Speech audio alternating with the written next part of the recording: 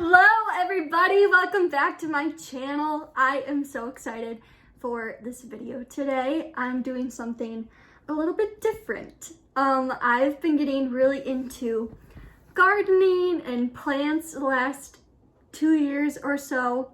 And I thought, why not take you guys along for the ride? Hey everybody, thank you so much for watching this video. Before we get started, do not forget to smash that like button and also hit subscribe so that you do not have to miss one beat. Now let's get back to the video. Okay, so I've been looking for plant inspiration the past couple of months, and I've always been in love with, well, prior to this last week, I had no idea what they were called, but this viney, flowering, gorgeous plant that you see in, like, you know, the Mediterranean and Italy and Greece especially. And I'm like, how do I get my hands on one of these plants? So it's called Bougainvillea. Bougainvillea. Bougainvillea. Bougainvillea. Bougainvillea. So I ordered one from Zomel Garden off of Etsy. Shout out to them. I ended up ordering an unrooted cutting of a Bougainvillea plant. We're gonna see how it goes. They gave me 2. No way. They gave me 2 cuttings. That's great. I didn't know. I thought they only gave me 1. Okay. So, looks like a stick. Okay, and this is the other one. Okay, so first things first.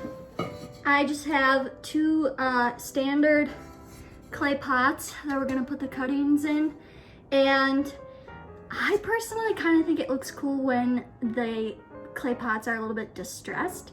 So I'm just gonna take a piece of a sanding block and just like rough it up a little bit, and hopefully I don't make too much of a mess, but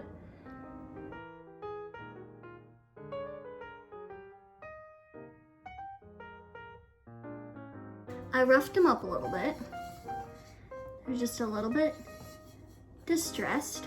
I think that looks kind of neat. Next thing, we gotta get some soil in these puppies and then we can plant. It's not warm enough to do this outside, otherwise I'd be outside. It smells like dirt. Shocker.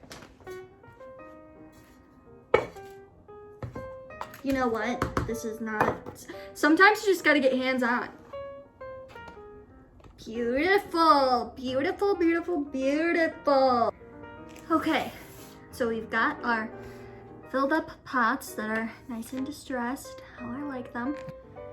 And the video that I watched last night said that I should plant them with like 2 shoots below the surface of the soil, and then to make sure that the majority of the leaves are off. One video said take all the leaves off, and another said leave a few on for photosynthesis. So I guess we're gonna experiment and do both. So because I'm trying to grow these gorgeous plants from cuttings, they recommend using a growth hormone, and usually I'd be like, you know, all natural. And there are some natural ways of doing growth hormones. But they said that the results with this stuff is, you know, more likely to give you a better chance at actually growing something.